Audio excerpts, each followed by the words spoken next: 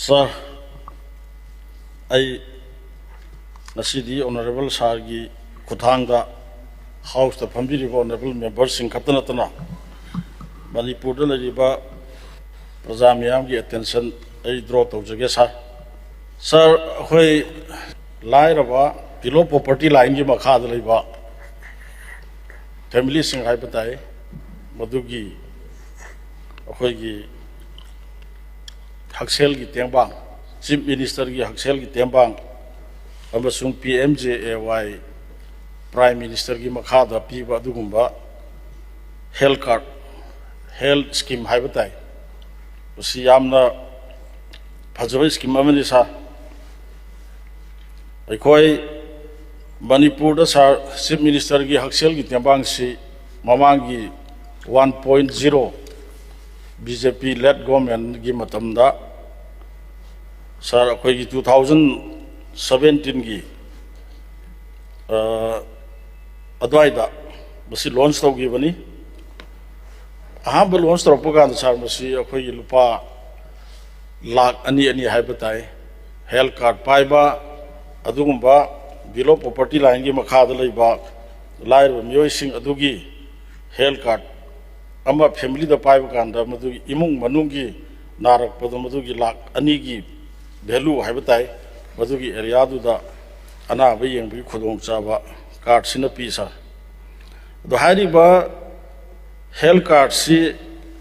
mathang gi sahi 2018 gi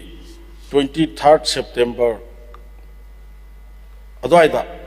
correct to subject to correct sir ase exactly khangdre adwaida akhoi amuk increase tawre lupa lakh manga da akhoi hana lakh ani gi value lerambadu lupa lakh manga da health card si hengat khrasa marak sida akhoi 2018 da Prime Minister PMJAY harib scheme si sar akhoi center gi Bharat Sarkar na masima launch tawre aduna samjan jarabada Chief Minister gi health card amasung PMJAY gi health card ki makhada akhoi anaba layeng basida sar akhoi masi khudong chawa pire anaba layeng bagi system se sar kamaina tawge harba kanda akhoi gi magi tongan ba laina gi matungina magi rate lay lupa lakh manga si amukta da sin ba yabdi nate se kana gumba miyo ma liver na bagi madugi scheme magi package ki matungina lupa asu haiba lay aduga akhoi gi se kidney nare kidney layeng bagi madugi tongan ba magi rate lay aduga sar akhoi gi lungs or isada yauri ba tongan ba parts sigi narak pa layeng bagi magi scheme dugi matungina sar magi paisa gi value si khenai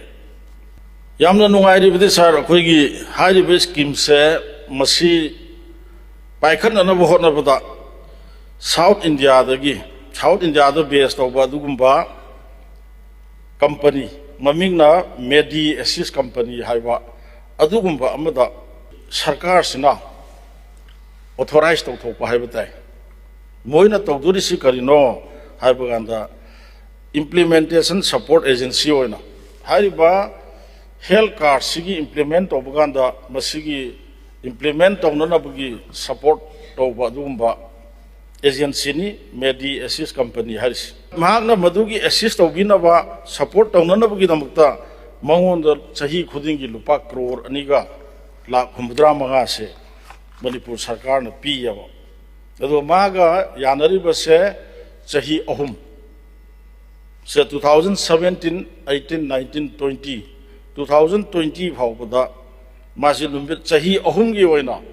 ma se akhoi gi contact pire contact si piraga ujiki hariba akhoi gi below property line da leiba health card pairaba adumba beneficiary sing se any hospital karamba any habis the karamba hospital impanel oiba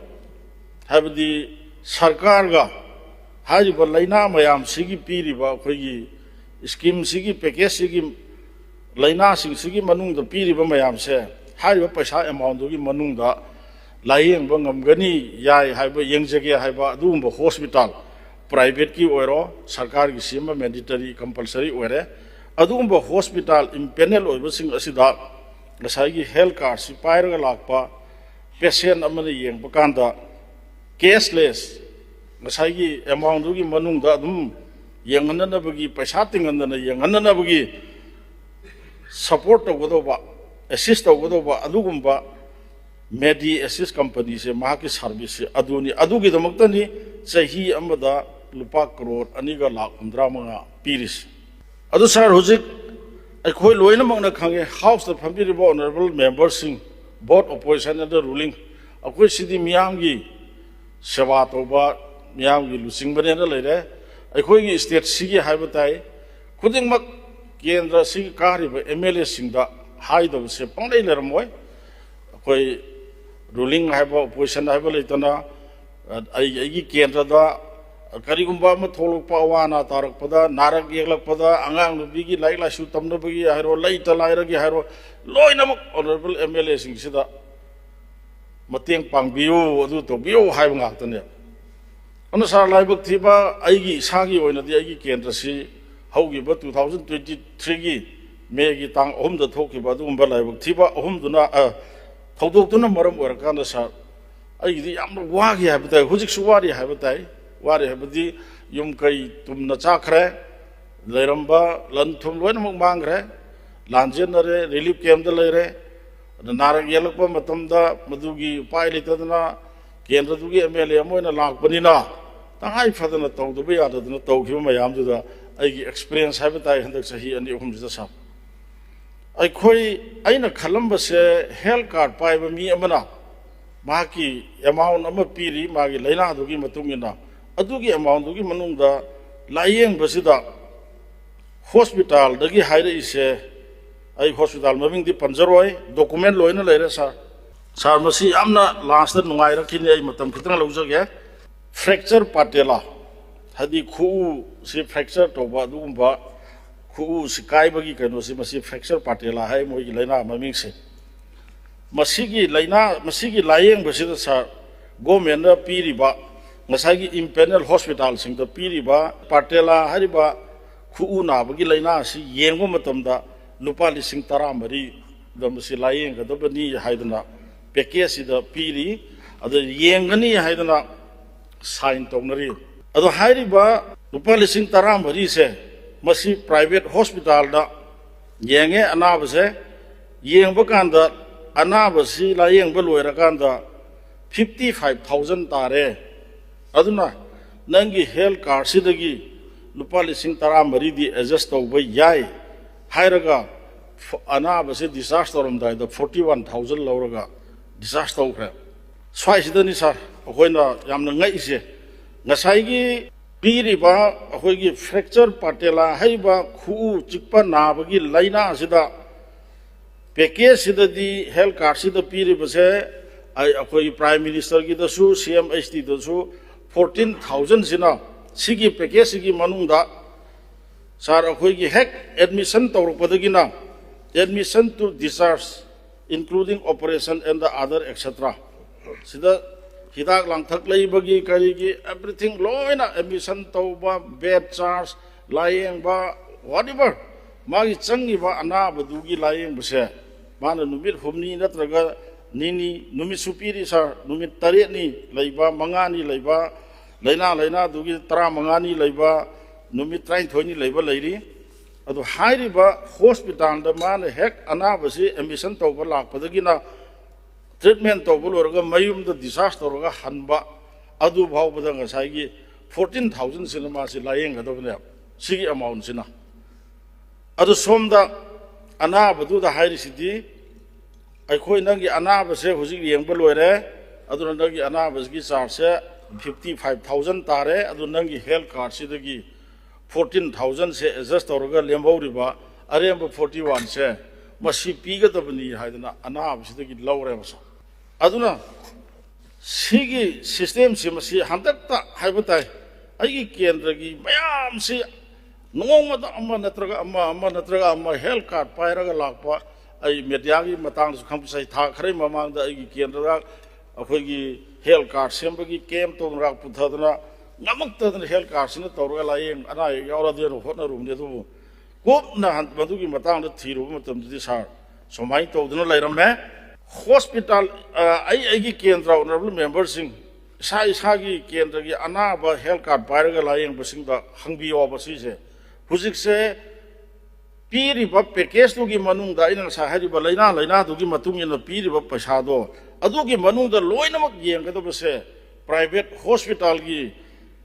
नुसिरब इचिन नाउसिंग वारोबिगनु मसिदी मियोइबगी life हाइबताई ललोन बनी हाइनगे मसिगुंबा अरानबसे अखोई तौदब फै आई अगस्त house की through दा इंगसी थमजगे अदुना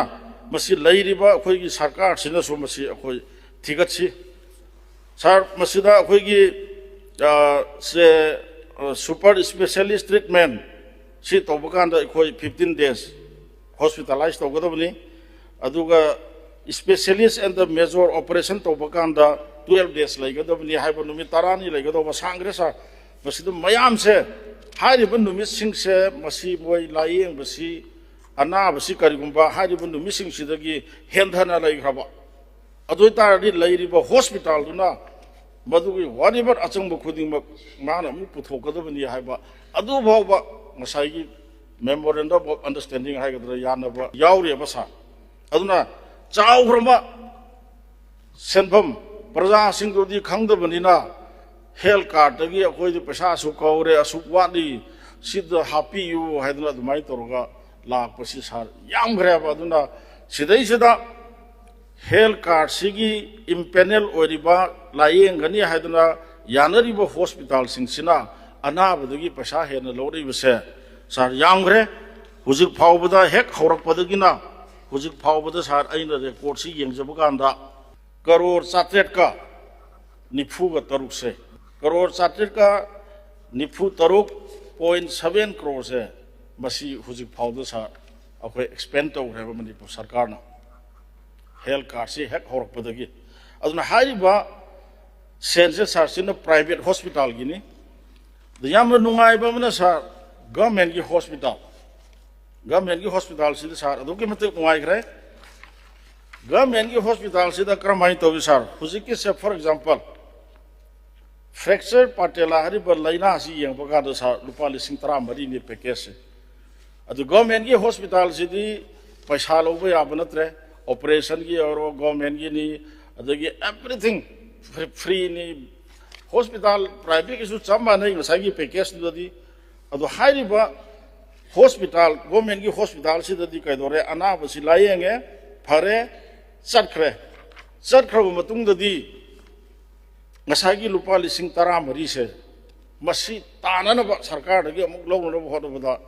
सार अखोई empanel ओइबा pharmacy अखोई हिदाक लांथक योनबा pharmacy से मसी मोइना रिकमेंड तौरगा गवर्नमेंट ऑफ मणिपुर का अखोई एग्रीमेंट में इनयब इम्पेनल अदि हिदाक लांथक लौनबगी मोइगी फार्मेसी दुदगी अदा हारिबा फार्मेसी सिंगसिदगी ngसागी अनाब अमा येंगमे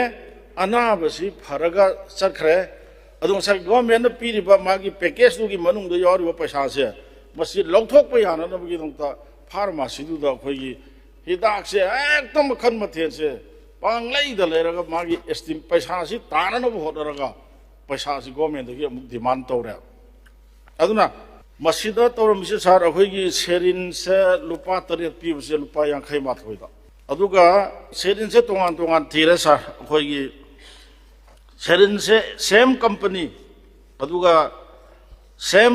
ml 10 ml की कैपेसिटी ओइबा अदुगुंबा सेरिन से मसी रिम्स ता हाइबताई रिम्स की करोदगी हॉस्पिटल की चार्ज तो मोइन सारी से लुपा 19 का पैसा हुंफु साई अदगी सीजदा लुपा 19 साई जेनम्स ता लुपा हुंफु साई अदि 5 ml सेरिन से बसी रिम्स ता लुपा 53 का पैसा अमा साई अदुगा सीजदा न लुपा 53 का 50 पैसा अदुगा जेनम्स ता लुपा 19 का 3 साई 2 ml सेरिन से मसी लुपा 13 का पैसा 10 सीजदा लुपा 13 जेनम्स ता लुपा 19 same company same serial capacity ml adugumba kaino se sumai toroga sai aduna sir somda sarkar gi lariba hospital se sarkar nadi kanagi serins dagi madugi lasing dagi bandage dagi whatever anang darkar le bda layeng bda chang do pot item mayam se masi sarkar nam supply toroga pirina aduna hairiba sarkar no piriba item singdo dagi anaba yeng bda season daga do bdo season naram gani adu somda impanel oriba pharmacy du da tawre harga maduda ngasai lupa lising yangkai taba anaba makan gi layeng da hona bda adugi lupa lising humdra taba anaba laina adugi madugi paisa dugi lauthok na hona bda hairiba impanel oriba pharmacy sing siga manaraga loina paisa se sa henjan iraga sarga lauthok eb yamna nungai ba nokning ba mana kamai to ge kanda seril chani ga taramanga serin chani ga taramanga kapa anaba ma daina amagi magi paisa du tana bhona bada aduga serin sigi maman sina lupa lising 30 rupees serin sila heleba numit tarani hospital da leheba anabas madugi che sang sa document ai khuta leijare anaba hospital da numit tarani anaba layeng ba ama hida kap na nabugi serin se chani ga tara manga le halle adugi mamanna lupa lising tara ga taru adu mase aina patho ga yeng bugan da serin chani ga tara manga sina numit tarani sida anabis hida kayara kapagi lein to 21 times per day nong mada hida se serin se akhoi kun ga ma thoira kape sinisa so amna chauba scandal huran bagi potsi sida leira aina honorable speaker gi through the aina honorable chief minister gi intention brought out janingi basa yamgre masi taseng na harabadi sarkar sina akhoi haurak padagi soi ba haiba tare soi ba haibadi masai gi masigi karmaina tawraga long term policy da masi section na hono hudabadagi asoi ba ma legi dana maram waraga sida akhoi gi khudong chabu si lawraga leire hujik phawbada yam nungai ri bamna sar akhoi gi Messi assist company hari se hujik phawba moi se ma se dum extend tawraga tawhliya ba thabak na kari tawno khangde 21.81 crore hujik phawbada medi assist na lupa crore kun ma thoiga 21.81 crore se hujik mangon hujik phawdu payment tawra taseng bagi di hairiba medi assist hairiba company se masina ngasai gi impanel oriba hospital sing aduda layeng bala ko patient sing se mohoi si cashless money tawraga layeng hanana bagi sin bese mohoi gi daitani moina masigi damakta ne ba moida contract piraga paisa crore mayam ama pirise masi su tawbidre masi phare harga book tawraga masi chap action logodabane aduna sir ai supplementary tar kanda muk lakjage aduna aina honorable sir gi through the honorable chief minister health ki in charge so ibiri buda aina thamjaningi base masi akhoi yamna chawba scandal amani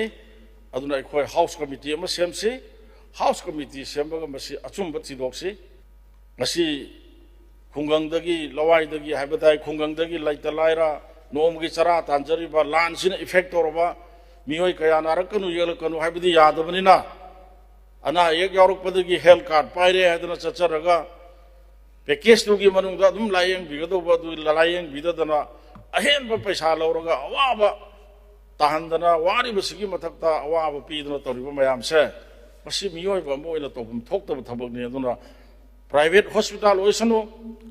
government gi hospital gi oisanu masida anna badagi tawraga government gi pukai adi government gi account gi lut tawriba missing se masi pharaga chap dandi pisi madu gi document mayam do sar ai ngon do loina leijare sidi aina khara khatang pukhalaga lakpuge wani मधुगी चाप चाप evidence document दो थम्बगने सार अइना motion से cut motion से अइना move तौजरिबा से अदुना अइना होरेन honourable leader दा अइना सेंगदोकपुरा थमजनिंगिबा से मसी यारगदी अखोय house committee अमा सेमगा थिगत सी आई ऑनरेबल चीफ मिनिस्टर की रिप्लाई तारगा मु अइ मखा चथजगे sir thank you Honorable Speaker sir, कोई honorable member ने थबी से समझना ये नमित तारानी अस्पताल ले पेशेंट नमगी सेरिन सनी का क्या नो ले रमी then सामान्य बस सेरिन दो रिम्स का जेनिम्स का प्राइवेट हॉस्पिटल का मामला माना दे जेनिम्स ने करे ना तांग में माले उसकी हाई भी दो so अइना चांग ना बसी हाजिर रगसु डिपार्टमेंटल इंक्वायरी माहना तौजरगे डिपार्टमेंट के मीन नतब ऑफिसर सिंह याव लगा मरम this is very serious concern समानना कोई सु कोई की केंद्र की मीसिंग ना की करेनी यामना लाइहंदना यामना वाहन भाई तारे को सी सिस्टम अमा कराई दनो मा something somewhere is wrong is feel तौजे न डिपार्टमेंटल इंक्वायरी में तौजर कांदा मसी सुबथोक सोयरम मगदी सुमथोक हनजगे दुगा मदुदा चाउना चेनर मगदी व्हाट लॉस इज लॉ की मतुंगिना दंदी फंक्शनी थैंक यू सर वारो बिदिया दे आई सरकार से आई दा हान स्वाइ आई हदक याम गांगजे दमनि सर अदो तंगाई फदना गांग दो या दो खरदा गांगजरबनि नौरिबनि न यामनदी आई अटैक हाइगद्रा क्वेश्चन सु याम तौनिंग दे दो सर वारो बिगनो सर हुरान बगी मखुता हुरान बा थियो हाइना सिनरदी हुरान बा फाबंग मोय अदुना आई मसी कन्ना प्रेशर पी दबे या दबगिनी हाउस कमिटी तौजे सर डिपार्टमेंट की मीनी सिदा चेनरिस सिदा चेनरम गदुरिसि डिपार्टमेंट की मीना चेनरगत नत्रगदि सि ngamba nateba saigi wari haibabu sarkar gi package tu da yengjagado badu da somda su layeng bagi sarkar na whatever darkar le bagi supply toro hospital se to piriba madu su sarkar gi pukai dagi sarkar gi account gi paisa lo thokpa somda su amuk psyche pharmacy को मानरे हिदाक लाथक मयाब अमा लेसल lakh 700 above crore till that हुजु फाउद लेरबनि सार से अपिप कनो नते अदुना चाउग्रबा सिसु सार ngasi knowledge to view semdok se basi hanagi system se ngasi mak block to biraga ne akhang ai tana biraga masi semdok se ba natraga di sar se adum continue to duna akhoi masi sarkar gi achauba sen se mangni ngai oireba aduna आई अमुका हन्ना honourable speaker की through दा आई हाइजगे department की inquiry है मसीन हुरान फाबंग मोय अदुना यारगदि हाउस कमिटी में सेम सेन आई प्रेशर तौजैस ऑनरेबल स्पीकर सर मथंगी सेशन अमसु नंगिनी अदा आई डिपार्टमेंटल इंक्वायरी सी कोई आईदी अनोब सरकार नि थाजबि बिसु लेरिमिना थाजबि जुहारिमिना आई मैम की लेबा की इंटरेस्ट सेटिस्फेक्शन में फंगनबा आई होनजगे सर आई यामना येचबदि नते ऑनरेबल चीफ मिनिस्टर सर की थ्रुदा केस सिटी ज्ञान ताबिरबरा आई सिमा आई हंगजनेगी हुजिक लैरि से प्राइवेट हॉस्पिटल ना अनाब सिंगदगी साइ याम पैसा से मागी पैकेज तुगी पैसा दुदा लोइना कवर तौजगदुदा हेन लौरेबा बस सर कितंग मतम खर पीबियो मसे याम लुबा कइनोनी सर ऑनरेबल मेंबर हाइबियो आई कल थमजगे details ngасage Hibi gi सिंगो record सुलै Tarangini कोई असेंबली देन आइना थमजनिंग सि इंक्वायरी टू द नुआइनाबा हाइबिबा पॉइंट सिंगदुगा दुगा डिटेल्स पाइबी दुगा अनि दु पिबिरो दु सगी हेन मतेंग बांग नुआइना भाइजब दाने अदो ऑनरेबल चीफ मिनिस्टर आई सार की थ्रुदा आई दी मसी डिपार्टमेंट ने इंक्वायरी तो हाइबसी में आई यानिंग दे अमा अनि सुबदा आई ऑनरेबल चीफ मिनिस्टर दंगसी की आगस हाउस की खुदोंग चाबा लोरगा थमनजनिंग से अमुक्तंग अनाउंस तो बियो बंगसी से ngасꯥꯏꯒꯤ ꯇꯧꯕꯤꯌꯨ ꯍꯥꯏꯗꯤ ngасꯥꯏꯒꯤ impanel ꯑꯣꯏꯔꯤꯕ ꯍꯣꯁꯄꯤꯇꯥꯜꯁꯤꯡꯁꯤꯗ ꯇꯣꯉꯥꯟ ꯇꯣꯉꯥꯟꯕ ꯂꯩꯅꯥꯁꯦ ꯃꯥꯒꯤ ꯄꯦꯀꯦꯖ ꯂꯩꯅꯥ ꯈꯦꯠꯅꯕꯒꯤ ꯃꯇꯨꯡ ꯏꯟꯅ ꯄꯩꯁꯥꯁꯦ ꯑꯩꯅ ꯉꯁꯥꯏ ꯍꯥꯏꯖꯔꯤꯕ 10,000ꯗ ꯌꯦꯡꯒꯗꯧꯕ 50ꯗ ꯌꯦꯡꯒꯗꯧꯕ ꯂꯥꯈꯇ ꯌꯦꯡꯒꯗꯧꯕ ꯑꯅꯥꯕꯁꯦ ꯃꯁꯤꯗꯒꯤ ꯍꯦꯟꯅ ꯂꯧꯕ ꯌꯥꯗꯦꯕ ꯄ꯭ꯔꯥꯏꯚꯦꯠ ꯍꯣꯁꯄꯤꯇꯥꯜꯁꯤꯡꯅꯁꯨ ꯑꯗꯨ ꯄ꯭ꯔꯥꯏꯚꯦꯠ ꯍꯣꯁꯄꯤꯇꯥꯜꯁꯤꯡꯗꯤ ꯂꯧꯗꯨꯅ ꯂꯩꯔꯦ ꯑꯩ ꯍꯧꯖꯤꯛ 3-4 ꯈꯛꯇ ꯄꯟꯖꯒꯦꯕ ꯑꯅꯥꯕ 5 ꯈꯔ ꯑꯩꯈꯣꯏꯒꯤ ꯄꯩꯁꯥ ꯌꯥꯝꯅ ꯆꯥꯎꯅ ꯌꯦꯡꯕ ꯍꯥꯏꯕ ꯇꯥꯔꯦ ꯃꯥꯒꯤ ꯑꯅꯥꯕꯁꯦ ꯂꯨꯄꯥ ꯑꯦꯜ ꯏꯉꯣꯆꯥ ꯀꯧꯕ ꯑꯩ ꯌꯥꯝ ꯗꯤꯇꯦꯜ ꯍꯥꯏꯔꯔꯣꯏ ꯃꯤ ꯑꯃꯈꯛ ꯂꯝꯁꯨ ꯍꯥꯏꯖꯔꯔꯣꯏ ꯃꯥꯒꯤ ꯂꯩꯅꯥꯁꯦ ꯈꯔ ꯂꯨꯕ ꯂꯩꯅꯥꯅꯤ $1,39,719 ꯇꯥꯏꯌꯦꯕ ꯃꯥꯒꯤ ꯑꯅꯥꯕꯒꯤ ꯂꯥꯌꯦꯡꯃꯟꯁꯦ ꯑꯗꯨꯕꯨ ꯍꯦꯜꯊ ꯀꯥꯔꯗꯇ ꯑꯦꯗꯖꯁ ꯇꯧꯕ ꯌꯥꯔꯤꯁꯦ $2,83,919 ꯑꯗꯨꯕꯨ ꯑꯍꯦꯟꯕ 1,88,785ꯁꯦ ꯅꯝꯗꯅ ꯑꯍꯦꯟꯕꯁꯤ ꯊꯤꯍꯜꯂꯦꯕ ꯁꯨꯃꯥꯏꯅ ꯇꯧꯗꯅ ꯂꯨꯄꯥ $2 ꯍꯦꯟꯅ ꯂꯧꯕ $3 ꯍꯦꯟꯅ ꯂꯧꯕ ꯀꯥꯔꯗꯇꯨꯒꯤ ꯃꯅꯨꯡꯗ ꯂꯩꯔꯤꯕꯗꯨꯅ ꯑꯗꯨꯝ ꯌꯦꯡꯖꯔꯒ ꯑꯅꯥꯕꯗꯣ ꯑꯗꯨꯒꯤ ꯍꯦꯟꯅ ꯄꯩꯁꯥ ꯇꯤꯡꯍꯜꯂꯣꯏꯗꯕꯁꯦ ꯍꯦꯟꯅ ꯂꯧ ꯂꯩꯔꯦꯕ ꯍꯣꯁꯄꯤꯇꯥꯜꯁꯤꯡꯁꯤꯅ ꯑꯗꯨꯅ ꯍꯥꯏꯔꯤꯕ ꯃꯁꯦ ꯉꯁꯤꯗꯒꯤꯗꯤ ꯃꯁꯤ ꯌꯥꯔꯣꯏ ꯍꯥꯏꯕꯁꯦ ꯑꯣꯅꯔꯦꯕꯜ ꯆꯤꯐ ꯃꯤꯅꯤꯁꯇꯔꯅ ꯍꯥꯎꯁ ꯐꯝꯃꯤꯉꯩꯁꯤꯗ ꯑꯃꯨꯛꯇꯪ ꯃꯌꯥꯝ ꯃꯅꯤꯄꯨꯔ ꯄ꯭ꯔꯖꯥꯒꯤ ꯂꯥꯏꯔꯕꯁꯤꯡꯁꯦ ꯍꯦꯜꯊ ꯀꯥꯔꯗ ꯄꯥꯏꯔꯒ ꯂꯥꯌꯦꯡꯕ ꯂꯥꯛꯄꯗ ꯈꯪꯅꯅꯕ ꯃꯗꯨ ꯑꯃꯨꯛꯇꯪ ꯂꯥꯎꯊꯣꯛꯄꯤꯕ ꯌꯥꯕ꯭ꯔꯥ? Honorable Member, ꯊꯝꯕꯤꯔꯤꯕ ꯄꯣꯏꯟꯠ ꯈꯨꯗꯤꯡꯃꯛ ꯂꯣꯏꯅꯃꯛ ꯂꯩꯕꯥꯛꯀꯤ ꯑꯃꯗꯤ ꯄ꯭ꯔꯖꯥꯁꯤꯡꯒꯤ ꯏꯟꯇꯔꯦꯁꯅꯤ ꯑꯗꯨꯒ ꯉꯁꯥꯏꯒꯤ ꯀꯔꯤ ꯃꯦꯗꯤꯌꯥꯁꯤꯁ ꯍꯥꯏꯕ꯭ꯔꯥ ꯑꯃ ꯁꯤꯒꯤ ꯀꯩꯅꯣ ꯀꯝꯄꯅꯤꯁꯤ ꯑꯣꯜꯔꯦꯗꯤ ꯂꯩꯇ꯭ꯔꯦ ꯑꯅꯧꯕ ꯑꯃ ꯇꯦꯟꯗꯔ ꯇꯧꯔꯒ ꯍꯥꯞꯈ꯭ꯔꯦ ꯃꯃꯤꯡꯅ MD India ꯍꯥꯏꯕ ꯑꯃ ꯁꯤꯃ ꯑꯩ ꯁꯦꯡꯗꯣꯛꯆꯒꯦ MD India ꯑꯗꯨꯒ ꯉꯁꯥꯏꯒꯤ 14,000 ꯇꯥꯕꯗ ꯃꯗꯨꯒꯤ ꯍꯦꯟꯕ ꯍꯥꯏꯗꯨꯗꯤ ꯁꯝꯅ ꯂꯦꯞꯄꯤꯕ ꯃꯃꯜꯗꯨꯗꯤ ꯁꯔꯀꯥꯔꯒꯤ ꯍꯣꯁꯄꯤꯇꯥꯜꯁꯤꯡꯒꯤ ꯃꯃꯜ ꯑꯣꯏꯔꯝꯅꯤ ꯑꯗꯣ ꯀꯃꯥꯏꯅ ꯃꯗꯨ ꯆꯞ ꯃꯥꯟꯅꯅ ꯁꯤꯟꯒꯗꯒꯦ ꯍꯥꯏꯗꯣ ꯑꯩ ꯑꯃꯨꯛꯇ ꯌꯦꯡꯁꯤꯟꯖꯒꯦ ꯑꯗꯣ ꯁꯤ ꯑꯩꯅ ꯍꯥꯎꯁꯇ ꯊꯝꯖꯔꯤꯁꯤ ꯃꯗꯨ ꯑꯩꯅ ꯌꯦꯡꯁꯤꯟꯖꯒꯦ ꯍꯥꯏꯔꯤꯁꯤ ꯃꯁꯤ ꯏज ꯑꯦ ꯚꯦꯔꯤ ꯁꯤरिꯌꯁ ꯀꯟꯁꯔꯟ ꯌꯦꯠꯄꯁꯨ ꯅꯠꯇꯦ ꯇꯥꯍꯟꯕꯤꯁꯤ ꯈꯤꯇꯪ ꯀ꯭ꯂꯤꯌꯥꯔ ꯑꯣꯏꯁꯦ ꯑꯣꯅꯔꯦꯕꯜ ꯁꯥꯔ ꯑꯩꯅ ꯊꯝꯖꯔꯤꯁꯤꯅ 14,000ꯁꯦ ꯒꯣꯔꯃꯦꯟ ꯈꯛꯇꯒꯤ ꯅꯠꯇꯦ ꯍꯣꯜ impanel hospital including private hospitalꯁꯤꯗ ꯃꯣꯏꯅ ꯑꯩꯈꯣꯏꯒꯤ ꯒꯣꯔꯃꯦꯟꯁꯤꯒ ꯌꯥꯅꯔꯒ ꯍꯥꯏꯔꯤꯕ ꯂꯩꯅꯥꯁꯤꯡꯁꯦ ꯑꯩꯈꯣꯏꯁꯨ ꯌꯦꯡꯖꯒꯦ ꯍꯥꯏꯗꯅ impanel ꯑꯣꯏꯕ ꯍꯥꯏꯗꯤ ꯌꯥꯅꯔꯕ ꯑꯗꯨꯒꯨꯝꯕ ꯍꯣꯁꯄꯤꯇꯥꯜꯁꯤꯡꯁꯨ ꯌꯥꯎꯔꯤꯑꯕ ꯑꯗꯣ ꯑꯣꯟꯂꯤ ꯊꯤꯡ ꯑꯩꯅ ꯍꯥꯏꯖꯅꯤꯡꯉꯤꯅ ꯍꯧꯖꯤꯛꯀꯤ ꯂꯨꯄꯥ 13,000 ꯇꯥꯕ ꯑꯅꯥꯕꯁꯦ ꯍꯣꯁꯄꯤꯇꯥꯜ ꯄ꯭ꯔꯥꯏꯚꯦꯠꯁꯤꯡꯗ ꯌꯦꯡꯕꯀꯥꯟꯗ 55 ꯇꯥꯔꯦ ꯑꯗꯨꯅ 13ꯗꯤ ꯅꯣꯏꯒꯤ ꯁ꯭ꯀꯤꯝꯁꯤꯗꯒꯤ ꯀꯛꯍꯧꯔꯒꯦ 91 ꯊꯤꯌꯣꯅ ꯂꯧꯔꯦꯕ ꯑꯣꯅꯔꯦꯕꯜ ꯁꯥꯔ ꯑꯩꯅ ꯍꯥꯏꯖꯔꯤꯅ ꯃꯗꯨ ꯂꯧꯐꯝ ꯊꯣꯛꯇꯦꯕ 14,000ꯗꯨꯒꯤ ꯃꯅꯨꯡꯗ ꯃꯗꯨꯒꯤ ꯁ꯭ꯀꯤꯝꯗꯨꯅ ꯑꯗꯨꯝ ꯀꯣꯚꯔ ꯇꯧꯖꯔꯒꯗꯕꯅꯤ ꯐ꯭ꯔꯣꯝ OPDꯗ ꯑꯦꯗꯃꯤꯁꯟ ꯇꯧꯕꯗꯒꯤꯅ ꯑꯞ ꯇꯨ ꯗꯤꯁꯆꯥꯔꯖ ꯇꯧꯕ ꯐꯥꯎꯁꯦ 14,000ꯁꯤꯅ ꯏꯟꯀ꯭ꯂꯨꯗ ꯇꯧꯖꯈ꯭ꯔꯕꯅꯦꯕ ꯑꯗꯨ सिगुम्बा तोंगान तोंगान अनाबसिद $1,34,9 हेन लौबा $2 लौबा मागी पैकेज तुन कवर तौजग्रबदो अहेनब पैसा प्राइवेट हॉस्पिटल लौरगा लेरेबा मसीसे पैकेज तुगी मतुंगिना स्कीम सिगी मतुंगिना गवर्नमेंट ऑफ इंडिया की हेल्थ की बागी एग्रीमेंट दुगी मतुंगिना स्कीम दुदा लाउथोइबदु मतुंगिना दिसि लौफम थोक्ते अदुना मदु लौहन बिगनो लौबा यारो हैबदो ऑनरेबल सार न मदु yes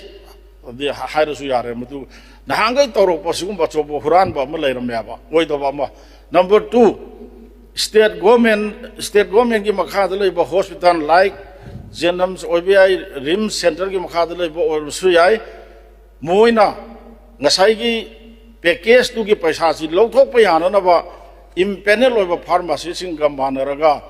hidak langthak mayam ma panjal laga leida bida paisa du charaga अनाब खुदिंगी गवर्नमेंट की कनो तो अकाउंट की लूट तौ ले रहे सिमगा यारो है तो हाइबियो सही ऑनरेबल मेंबर थंबीसी एम्पेनल ओइबा हॉस्पिटल दो मदुगी पैसा दगी हेन लगोम थोकते समना as per rule is concerned, madu logum thoktabadu lawragadi madu langani ra logum thoktabo oiramagadi madu